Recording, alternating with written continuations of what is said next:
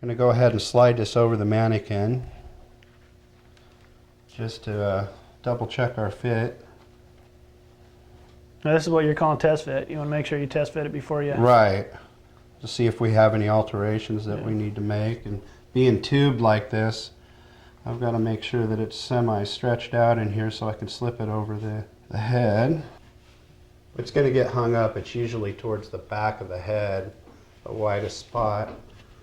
The jaw, behind the jaw there. And when you're doing little pedestals like this, would you prefer them to be tubed? You know, I do, because it's less sewing that needs to be done. Right. And it does allow for a little bit of a quicker mount. But if you're having problems with aligning items, then I'll actually cut it back and then re-sew it, just so I can eliminate those problems if I've got some fit issues. I'm making sure that the eyes are fairly loose, that they're fitting, that's not all stretched out in there, that I got a proper nose to eye length. Same with the bottom jaw, where the bottom lip goes, that it's not too tight in there, so I know I don't need to lengthen or shorten the area between the nose and the eyes. Making sure that I can pull it around the neck properly. So now we've test fit it, we've made sure that our eyes are going to fit right, that the length of our nose to eye is right. We were able to get it over the head. It's not too tight in the neck area, and we had enough hide to bring it around the rest of the pedestal part of the mount. Now that I've got this completely done, then we've got the whisker tracks. And I've already done it on this side. When I've gone and fleshed this for tanning, or when it comes back from the tannery, they don't flesh across these, and nor do you want to flesh across the whisker path. You cut the back side of the follicles and your whisker's going to fall right off. So what I do is I leave it a little bit more of the hide, a little thicker around those follicles, and I actually go and I find the lines, and you'll see that they grow in lines. You can see the little follicles right here on the back side of this. As I go in with a scalpel and I try to find the rows, and you got to pay attention, because you can see when you start cutting the back of a follicle, and go between them. Just open them up? I like to open them up and crisscross. Now why are you doing this? When you have a whisker pattern, I generally take a piece out of the mannequin in that area and I fill it full of clay. And these pedestal mounts are actually already poured that way. You can see that it's got this area missing, and that's where the whisker pattern is going to go. So I fill that full of clay. Then I also, on your larger cats, I actually put a little teeny bead, a roll of clay, in between each one of these. Now on this coyote, they're pretty small, so I'm not going to do that. But by separating them like that, and once it's mounted onto the mannequin, I'm able to control the positioning of the whisker. Before we move on, let's just talk a little bit about the imitation noses here. It's another good way to go. What you do is you can line the nose up to the mannequin, like so. But just to give you a rough idea, make a mark. And you could basically cut this area out right here and attach this nose back into your mannequin and then mount up to there. Now when doing so, once you've attached this back with Bondo or your epoxies or whatever you use to attach it, you actually have to cut the nose pad off the hide. What I suggest doing is don't go right back into the hairline. Give it a little bit of nose pad in front of that hairline. You can always trim a little bit of this off later, but it gives you something to work with as far as your transition from hair to nose pad. And then you can just adjust it from there. But by having a little bit, and this is attached, and you put your glue down, you slide your cape over your mannequin, the hole that you cut, slide over that nose, and then you can simply glue that into place all the way around. I'm going to go ahead and set the eyes now. I'm going to cut out a little bit of the bottom of the eye socket here so I can get the right angle on my eye.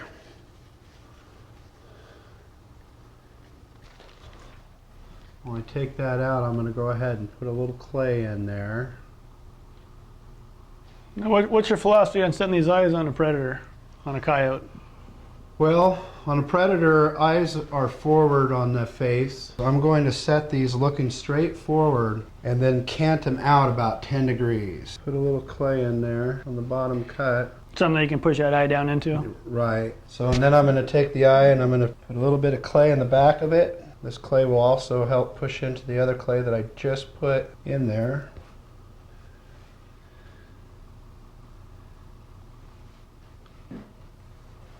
And then I can push it in.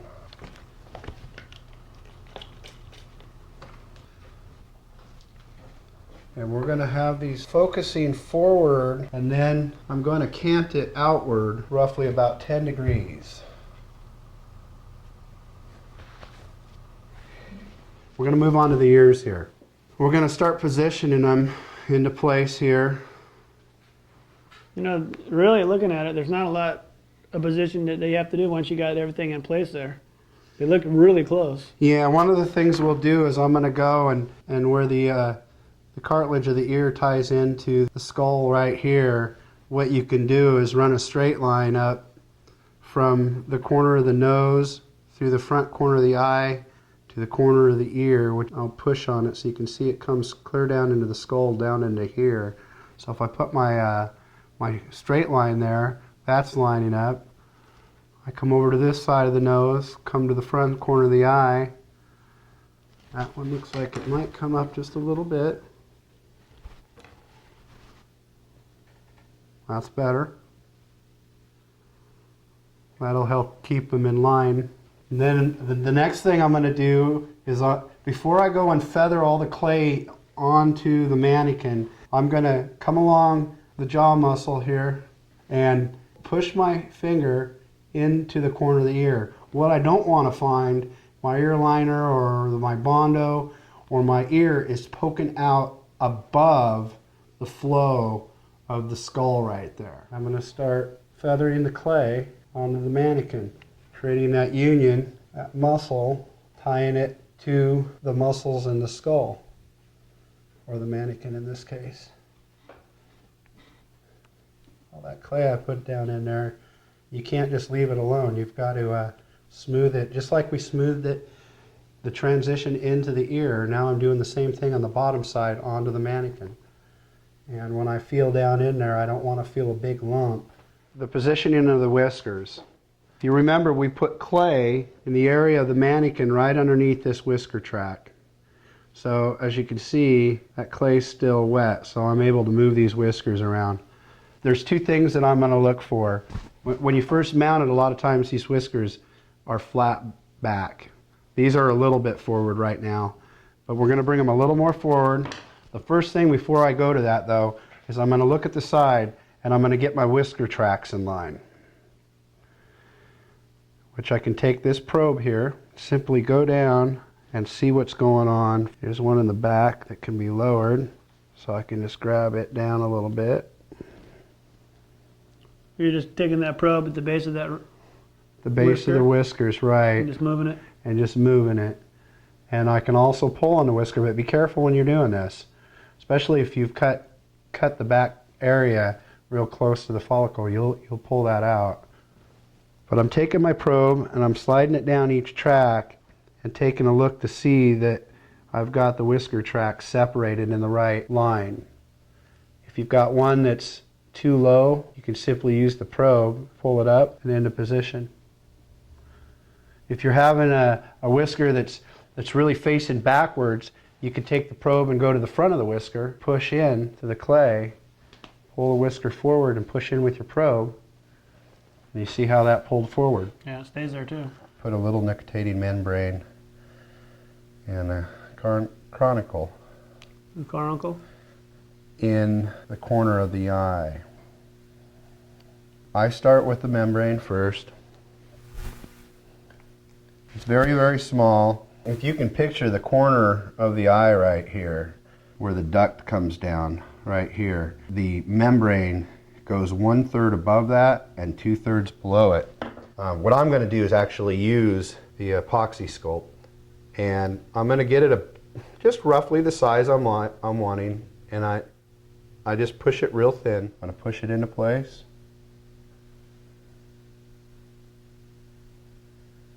And once again, you don't have to go this far. I put them on every one of my pieces. One thing I could do here is just come in here with the paper, depending on what type of texture you're wanting. Paper towels work good, terry cloth towels work good. And I'm just pushing that into the sculpt before it's dry. And I could come back in an hour and do this, but I'm not going to wait much longer than that. It will start setting up a little bit. And I'm just pushing this paper in and just giving it a little bit of texture in there. It's almost smooth inside here. This will really blend it together. Then I just stick that pattern we have on a piece of leather and cut it out. That gives us a perfect piece to go ahead and glue right on the back of the pedestal. We usually use Mannikin Prep is what we're using today. You can use any other type of spray glues. This stuff works really good. And we're going to spray it on the back of the mannequin and then put the leather on. We want that hair to flow over the back of this piece. It gives for a great finished look.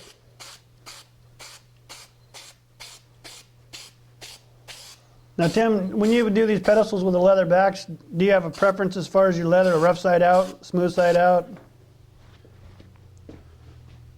Sometimes I like the suede side. It depends on what I'm going to put around it. Sometimes I do handmade braids. We're going to go ahead and use this braid right here. For this piece, we're going to go ahead and put the smooth side out.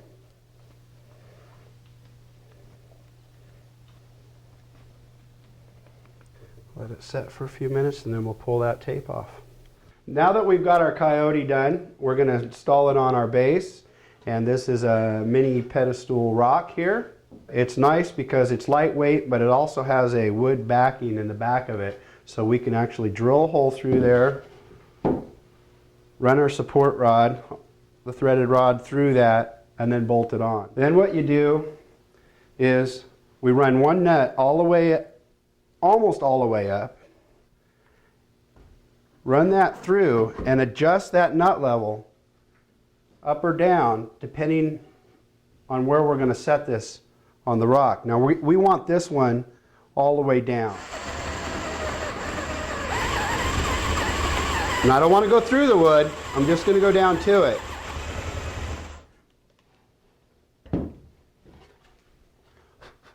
Just like so. Okay. Now I'm going to stick the washer on here. I'll have Mark pick the rock up and we'll set this down into it. And we're wanting that washer to fall down into the hole there. And we'll turn it over. We're going to stick a washer and our bolt on it here.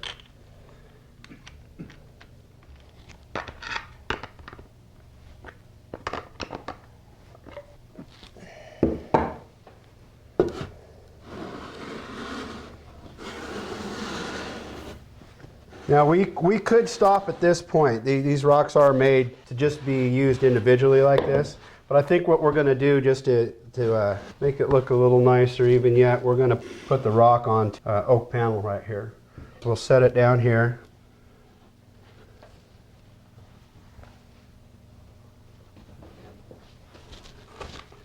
Now just getting the rock in where I want it. And I'll just make a mark here. And one on the back in the center. And then we'll take that off.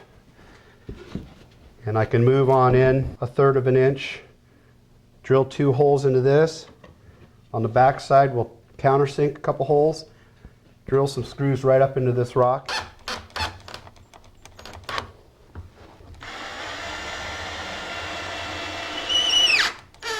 Boy, that is solid foam, isn't it? Yep. Wow, that looks great. And you know, with these rocks, they're finished, ready to go, but if you wanted more than that, you could trim it with a little moss, you could put a little snow on it.